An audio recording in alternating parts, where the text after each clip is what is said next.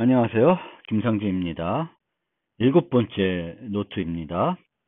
이 노트에서는 키 확립 프로토콜 대표적인 사례들을 살펴보겠습니다. 즉, 실제 현장에서 사용됐던 또는 지금도 사용되고 있는 프로토콜을 살펴보겠습니다.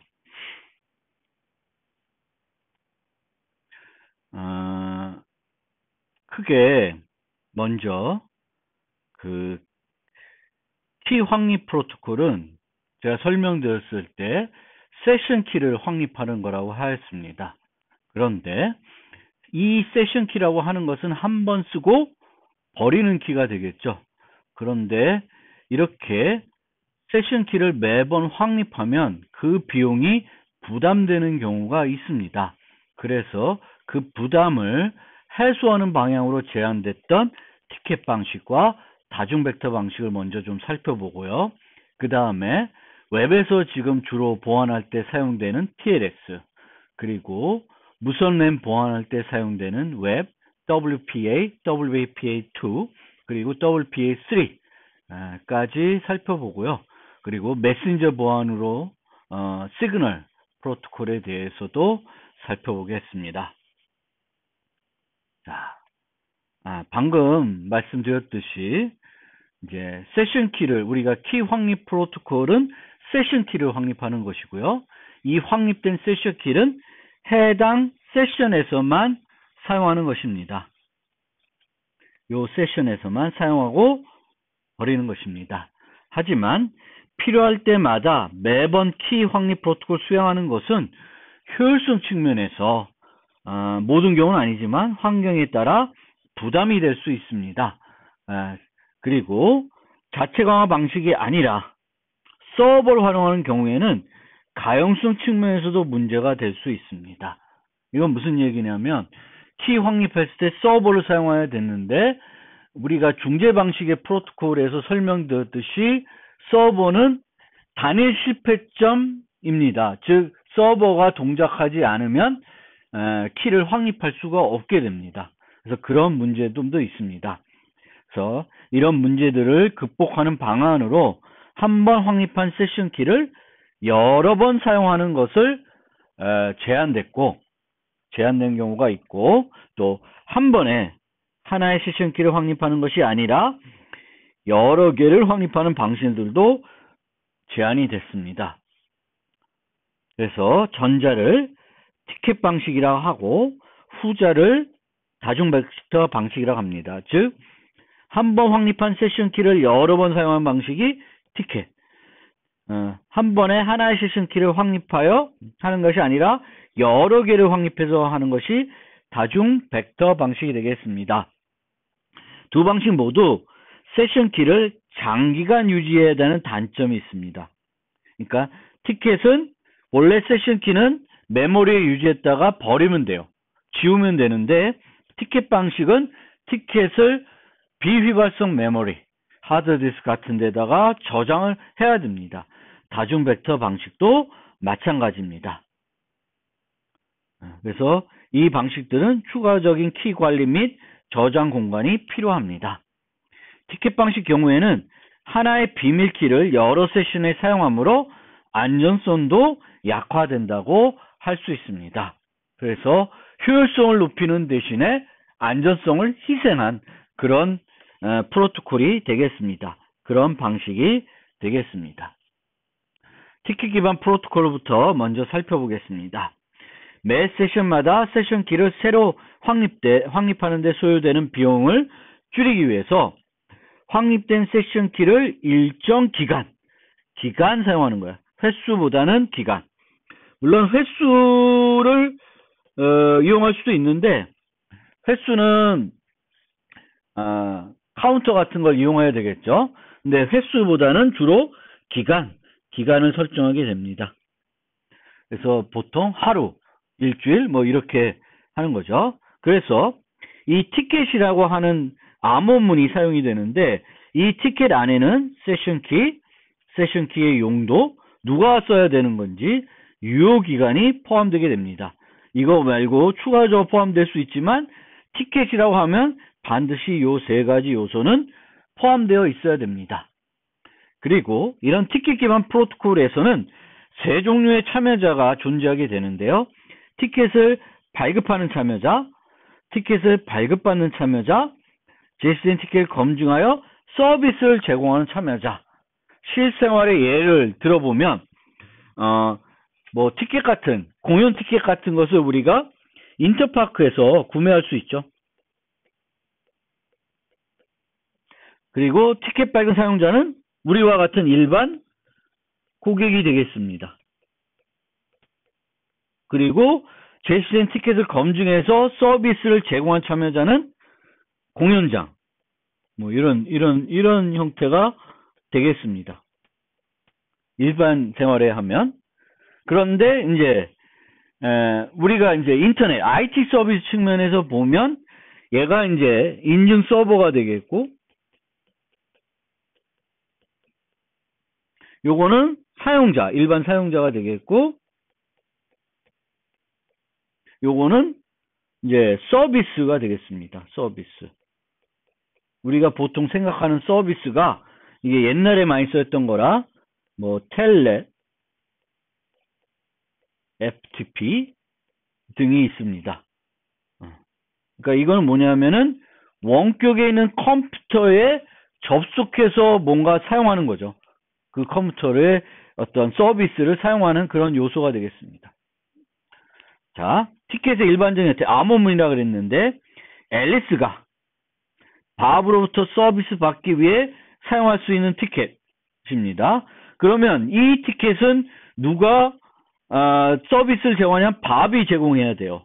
그러면 밥이 이 안에 있는 내용을 볼 수 있어야 됩니다. 복호화를 할 수 있어야 돼요. 그러니까 서비스를 제공하는 참여자가 티켓을 복호화할 수 있어야 된다.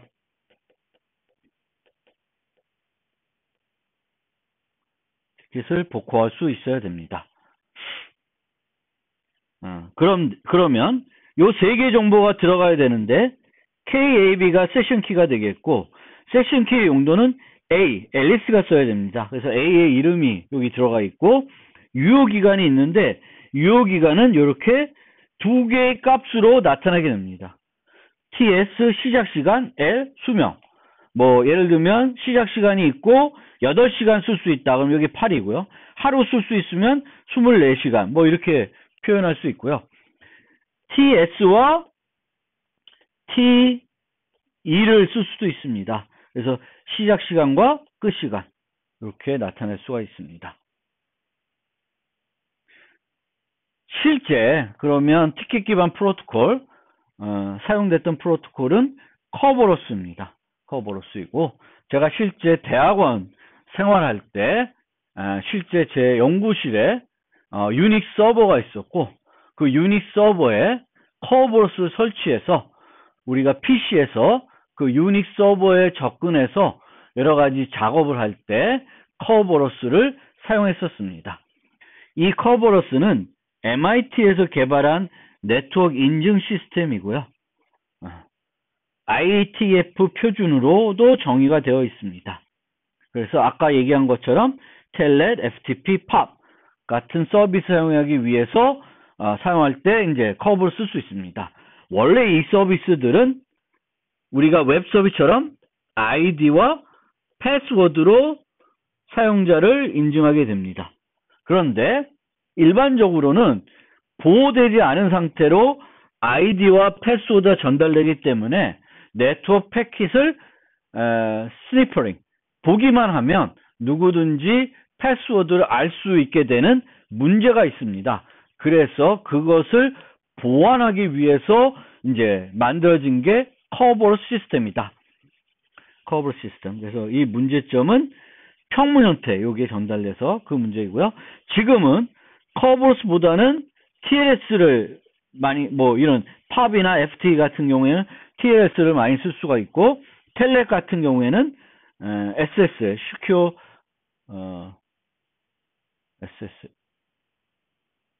SS는 TLS고 뭐죠? Secure Cell이 있는데, 하여튼 텔넷 말고 우리가 SSH, 시큐어셀, SSH요. SSH를 더 많이 사용합니다. 뭐 커버로스는 설치해야 되는 게 많고 인증 서버 같은 게 필요하지만 SSH는 좀 단순하게 각 서버에서 자체적으로 설치해서 쓸 수 있기 때문에 좀 더 간편해서 이제 SSH를 많이 씁니다.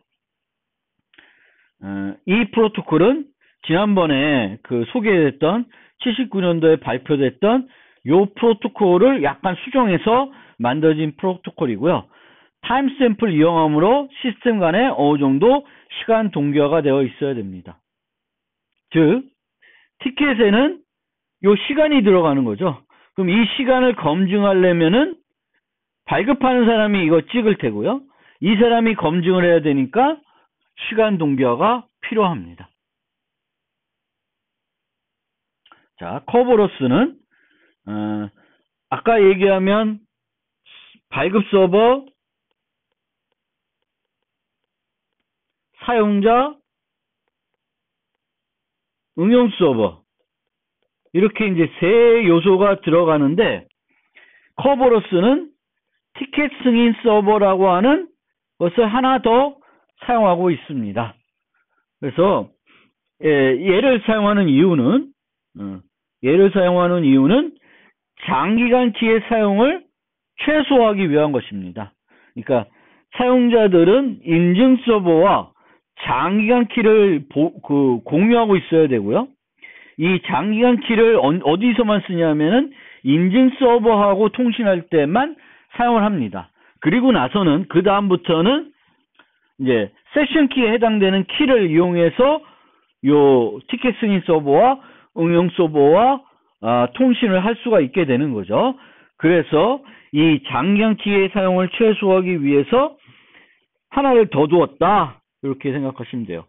그리고 다음 장에 설명드리겠지만 이걸 통해서 싱글 사인온이라는 개념을 이제 제공한다고 합니다.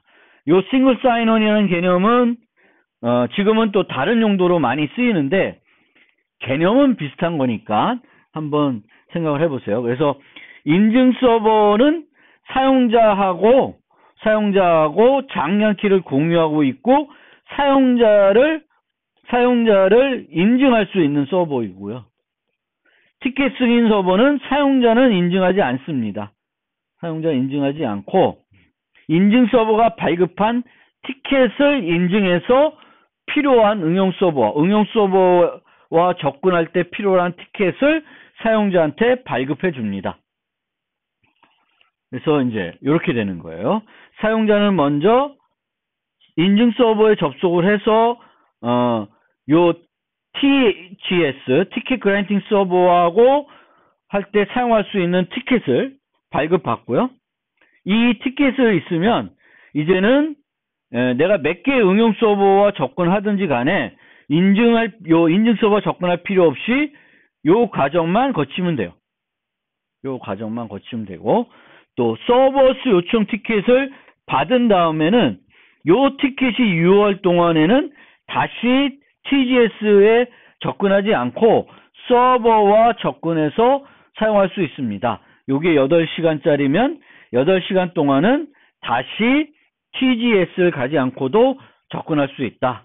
그래서 왜 이게 싱글 사인온 개념이냐면 SSO라고 하는 것은 내가 한 번 인증을 하고 계속해서 인증하지 않고 서비스를 사용한다는 것입니다. 그러니까 예를 들면 우리가 우리 쓰는 지금 우리 학교 홈페이지 같은 경우에 우리 학교에서 종합정보 시스템이 있는데 제가 종합정보 시스템에 로그인하면 싱글 사인온이 돼서 내가 거기서 로그인한 상태에서 이메일을 접근한다든지 이해를 접근하게 되면 별도 로그인 없이 바로 접속할 수 있게 됩니다. 그런 것들을 우리가 싱글 사인온 서비스라고 해요. 구체적으로 싱글 사인온 서비스가 동작하는 방법들은 다양할 수 있습니다. 다양할 수 있는데 그렇게 이루어지는 서비스를 싱글 사인온이라고 합니다. 구체적인 프로토콜을 보면 이렇게 돼요. 그래서 나 앨리스야, 나 이제 티켓 TGS하고 티켓이 필요합니다. 내 난스는 이겁니다. 라고 하면은 요 메시지를 줍니다. 근데 요 파랗게 되어 있는 부분이 티켓이에요. 이 티켓은 앨리스가 복구할 수 없습니다.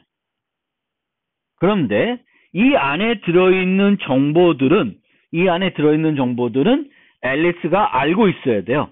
그래서 그 정보들을 별도로 담아서 KAS로 암호해서 앨리스한테 주게 됩니다. 그래서 요 키와 요 키가 같은 키가 되겠고, 요거의 최근성은 난스를 이용해서 보장하고 있습니다. 티켓의 최근성은 타임스탬프를 이용하고 있고요. 그래서 이 프로토콜 보면 메시지의 최근성을 난스도 쓰고 타임스탬프도 쓰고 있습니다. 타임스탬프도 동시에 쓰고 있습니다. 그러면 앨리스는 요것도 저장하고 있어야 되고 요것도 저장하고 있어야 됩니다. 그러면 이제 앨리스가 TGS에 접근해서 나 B랑 통신하고 싶어 라고 하면은 이렇게 갑니다. 그래서 이때에도 이제 새로운 난스가 가야 되겠고요. 그 다음에 중요한 건 이제는 요 받은 티켓을 써야 돼요. 근데 이 티켓을 제시하는 것만으로 부족하고 내가 이 티켓을 쓸 수 있는 정당한 사용자임을 증명해야 돼요.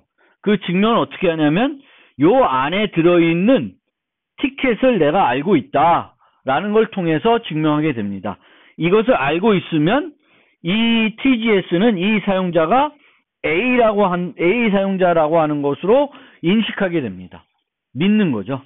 그래서 요 보시면 KATS로 요 두 가지 정보를 암호해 줍니다. 그래서 TA와 A라는 것은 요 메시지의 최근성은 이제 난스가 아니라 타임스탬프를 이용해서 제공을 하고 있습니다. 그래서 요거는 요거랑 요거를 일치시키는지 볼 거고, 이제 풀어서 요걸 보고 요 시간도 확인하고 해서 허용을 하면 또 이 AS 똑같이 비슷한 형태의 이제 티켓을 발급해 줍니다. 그러면 얘는 요 정보를 갖고 다시 얘와 이제 B와 통신을 할 수 있게 됩니다. 그러면 나 앨리스야라고 해서 이렇게 정보를 주면 오케이 확인 메시지를 주게 됩니다. 요걸 통해서 서로 키 확인이 됩니다.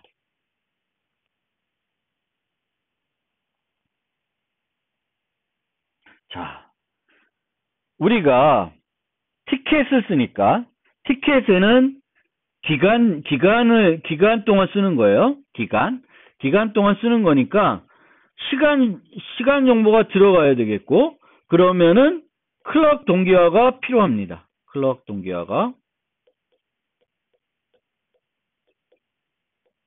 그런데 요 사람들은 프로토콜을 구성하는 방법을 약간 달리하면 클럭 동기화 없이 티켓 발급이 가능하다라고 했습니다. 그래서 어떻게 하냐면 우리가 그 커브로스에서는 TGS라는 걸 썼죠. 근데 여기서는 TGS를 쓰지 않고 응용 서버가 직접 티켓을 발급해 줍니다. 티켓을 발급해 주는데 문제는 이 응용 서버는 앨리스와 장기간 키를 공유하고 있지 않기 때문에 앨리스가 나 앨리스야 너랑 B에 접속하고 싶어 그러면은 B는 인증 서버에 연락을 해서 앨리스가 나한테 접근하고 싶은데 앨리스의 나운스는 NA, 내 나운스는 MB고 난 B야. 그러면 서버가 세션 키를 만들어서 이렇게 줍니다. 그러면 B는 요 서버가 만들어진 요 부분은 앨리스한테 전달해 주고 티켓을 만들어서 주는데 이 티켓은 어떤 키로 암호화해요?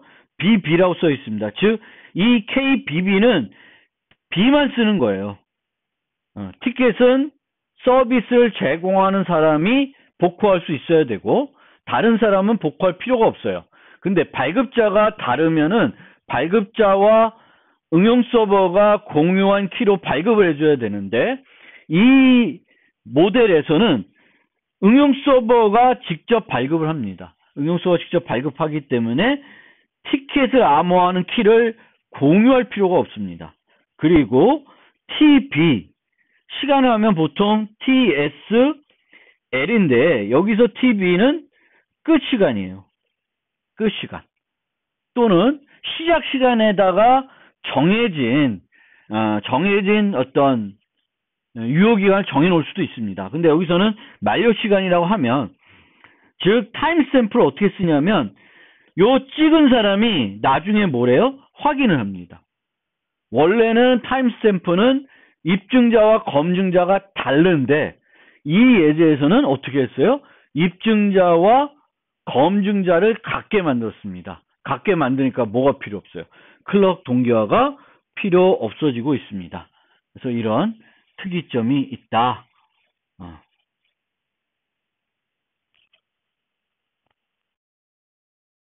자, 티켓 방식에 대해 설명드렸고 이제는 다중 벡터 방식에 대해서 설명을 드리겠습니다. 티켓 방식은 한번 확립된 그 비밀키를 여러 번 사용하는 방식인데 이때 사용자가 티켓을 유지하고 서버는 매번 티켓을 받아 검증합니다. 다중 벡터 방식은 키 확립을 할 때 하나의 비밀키를 확립하는 것이 아니라 여러 개의 비밀키를 확립해서 사용하는 것입니다. 클라이언트가 여러 개의 비밀키를 유지하는 것이 환경에 따라 클라이언트에게 부담될 수 있습니다. 이 문제 때문에 티켓 방식과 정반대로 응용 서버가 아니면 서비스를 제공하는 서버가 유지하는 형태로 사용할 수도 있습니다. 그래서 이제 다중 벡터 방식은 이제 요 티켓 방식과 비교하면 티켓은 하나예요. 한 응용 서버당 하나의 티켓이기 때문에 보통 사용자가 유지하는 형태로 사용이 됩니다. 그런데 다중 벡터 방식은 한 번에 그러니까 소위 티켓을 몇십 개를 받은 거예요. 그러니까 티켓을 여러 개 받다 보니까 그 여러 개를 사용자가 클라이언트가 유지해야 되면 부담이 될 수가 있습니다. 그래서 이 경우에는 그 클라이언트가 유지하지 않고 응용 즉 서비스를 제공하는 서버가 유지하는 방식으로 많이 사용하게 됩니다. 다중 벡터 방식은 다중 벡터의 방식의 예로 UMTS 아카라고 하는 프로토콜을 살펴보겠습니다. UMTS는 유럽에서 사용된 3G 이동통신의 표준이고요. 이 표준에서 아카라는 프로토콜을 사용해서 단말을 인증합니다. 자, 여러분들 핸드폰을 인증할 때 사용하는 것이 아카라고 하는 거예요. 아카라는 프로토콜입니다. 그래서 UMTS의 구조를 잠깐 살펴보면 우리가 사용하는 핸드폰이 있고요. 기지국들이 있고요. 그리고 서버, 인증 서버들이 있습니다. 그런데 이 유럽 같은 경우에는 나라 간 이동이 되게 자유롭습니다. 유럽 연합이라는 게 있어서 자유롭고 그런데 만약 영국은 지금 뭐 브렉시트 해가지고 또 좀 다른 얘기지만 어쨌든 영국에 있는 어떤 사용자가 핸드폰을 쓰는데 그럼 영국에서 가입을 한 사용자겠죠. 그러면 거기에는 홈 로케이션 레지스터하고 오센티케이션 센터라는 기능을 하는 것이 존재하게 됩니다. 자기 홈에. 그러니까 영국에 내가 영국 사람이고 영국에서 그 통신사에 가입을 했어요. 그러면 그 영국에서는 내가 기지국과 연결되면 그 기지국에서는 자국에 있는 요 홈 로케이션 레지스터리하고 오센티케이션 센터라는 걸 사용을 해서 이 MS를 인증할 수 있습니다. 인증할 수 있는데 만약에 이 MS가 영국 사용자인데 프랑스로 갔어요. 도버 해협을 건너서 프랑스로 갔습니다. 그러면 프랑스에는 자체 HR과 AUC가 있겠지만 이 사용자에 대한 인증 정보는 가지고 있지 않습니다. 그래서 이 사용자 입장에서 프랑스에 있는 요 HL과 AUC를 뭐라 그러냐면은 Visiting Location Register라 그래요. 그러니까 Visiting Location Register가 있고 이 레지스터는 얘를 인증할 수 있는 정보는 가지고 있지 않습니다. 가지고 있진 않아요. 그래서 이 사용자가 프랑스에서 통신을 하고 싶으면 이 VLAN이랑 인증을 해야 되는데 기죽을 통해서 인증을 해야 되는데 얘는 이 MS에 대한 정보가 없으니까 이 VLR은 이 사용자의 홈인 영국에 연락을 해서 인증할 수 있는 정보를 받아옵니다. 이때 다중 벡터 방식을 쓰게 됩니다. 즉 얘를 인증할 수 있는 정보를 하나만 받아오는 게 아니라 여러 개를 한 번에 받아와서 그 벡터가 예를 들면 50개다. 그러면 이 사용자하고 50번 통신했을 동안에는 이 HR에 다시 가지 않아도 됩니다. 그러니까 이 사용자는 프랑스에 있으면서 50번 인증할 동안은 다시 이 VLR이 이 사용자의 홈에 가서 인증 정보를 받아오지 않아도 된다는 겁니다.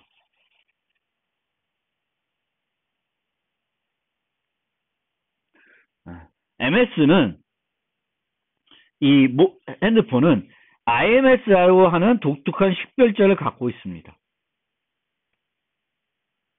그래서 프라이버시를 위해 그리고 IMS 갖고 있는데 이 앞에서 이 사용자가 여기 와서 나 누구야 라고 밝힐 때 사용하는 게 IMSI입니다. IMSI이거든요. 그래서 그 Visiting Location Registry는 요 IMSR을 보고 어떤 홈 로케이션 레지스터리 영국을 접속할지 독일을 접속할지 스페인을 접속할지는 요 IMSI를 보고 합니다. 그리고 프라이버시를 위해 IMSI 대신에 처음에는 이걸 무조건 써야 되지만 한번 쓰고 인증하고 난 뒤에는 TMS라고 하는 것을 발급해서 이 TMSI를 쓰게 됩니다. 그런데 여기서도 자 IMSI와 TMSI는 VLAN은 알고 있어요. 하지만 제3자들은 TMSI를 보면 이 사용자가 영국 사용자인지 어느 나라 사용자인지는 알 수 없습니다. 그렇지만 그러니까 그렇기 때문에 이건 뭘 제공된다고요? 프라이버시 측면에서 우리가 공부할 때 불관찰성이 제공된다고 합니다. 불관찰성. 그런데 이 MS가 IMSI를 제시해서 VLR과 인증을 한 다음에 HR을 이용해서 인증을 한 다음에 TMSI를 발급받고 나서는 그 다음부터는 요 TMSI를 사용하는데 매번 계속 똑같은 TMS를 사용하면 무슨 문제가 생겨요? 불연결성 문제가 생깁니다. 그래서 우리가 프라이버시 측면에서는 이런 문제점이 있다는 것을 우리가 이제 이 수업을 통해서는 충분히 인식할 수 있겠죠. 그러면 차라리 매번 TMSI를 바꾸는 방법을 써야 되지 않나 라고 생각을 해보시면 좋겠습니다. 실제 바꾸는지 안 바꾸는지는 잘 모르겠어요. 근데 어쨌든 우리가 이제 요 IMSI를 TMS로 바꾼다고 하니 만약 바꿔서 변경하지 않고 쓰면 우리가 그 프라이버시 관련돼서 공부했을 때 보면 불연결성을 제공하지 않는 그런 꼴이 되니까 그거를 우리가 생각해 볼 수가 있고요. MS는 특정 HN에 등록되어 있으며 HN과 장기간 대칭키 카운터를 공유하고 있다. 요 키가 어디에 있어요? 내 유심에 들어 있습니다. 내 유심에 들어 있다. SN은 서빙 네트워크는, 그러니까 내가 요 뒤에 영국 사용자가 프랑스에 있으면 프랑스는 영국 사람의 입장에서는 서빙 네트워크 또는 foreign 네트워크이라고 합니다. 그래서 서빙 네트워크는 MS 인증할 수 있는 정보를 가지고 있지 않아요. 그래서 SN은 MS의 HN, 홈 네트워크에 접속해서 MS 인증할 수 있는 정보를 받아옵니다. HN에 접속한 비용을 줄이기 위해서 SN은 한 번에 M개의 인증 벡터를 받아옵니다. 그리고 MS 인증해야 할 때마다 하나의 벡터를 쓴다. 하나의 벡터. 그러니까 벡터는 한 번만 쓰고 버리게 됩니다. 그러니까 벡터를 주고 그 벡터를 8시간, 12시간 동안은 계속 같은 벡터를 사용하는 것은 아닙니다. 그 점 이해해주고, MS는 그러면 요거를 하나의 벡터만 어떻게 쓰게 제한하냐? 카운터를 이용하게 됩니다. 카운터를 이용해서 SN이 전달한 인증 벡터의 최근성을 확인합니다. 여기서 카운터를 쓰고 있다. 카운터. 그러니까 카운터를 이용해서 벡터를 한 번씩만 쓰고 못 쓰게 만드는 거죠. 그래서 지금 세 번째 벡터를 썼어요. 그럼 다음번에는 네 번째 벡터, 다섯 번째 벡터 이렇게 쓰게 됩니다. 그래서 실제 프로토콜은 이렇게 됩니다. 그래서 이 프로토콜을 자세히는 설명을 안 드리겠습니다. 그래서 IMSI를 보내면 비스팅 레지스터리는 요 정보를 통해서 어디가 홈 네트워크인지 알아내서 그 홈 네트워크에 연락을 하면 홈 네트워크가 이 사용자하고 통신할 수 있는 벡터를 M개 만들어 줍니다. 그리고 각 M개는 이렇게 구성되어 있고요. 그 M개 중에 이 OSI라고 하는 값을 얘한테 주게 됩니다. 그러면 얘는 그 OSI를 풀어서 내가 그 OSI를 쓸 수 있는 사용자다라고 하는 요 값을 주게 되는데, 이 사용자는 이 값을 확인할 수 있는 방법이 없어요. 그래서 그 값 또한 얘를 확인할 때 쓰는 이 값조차도 얘가 미리 다 만들어줍니다. 그래서 얘를 믿고 여기에 준 대로 얘와 요게 일치하면 이제 얘는 오케이 해가지고 진행을 하게 됩니다.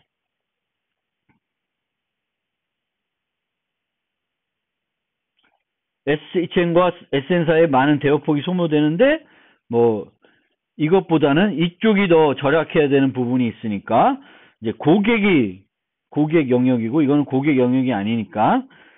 그리고 SN에 많은 저장 공간이 필요하지만 이게 여기에다가 M개를 유지하는 것보다는 훨씬 효과적인 방법이 되겠죠.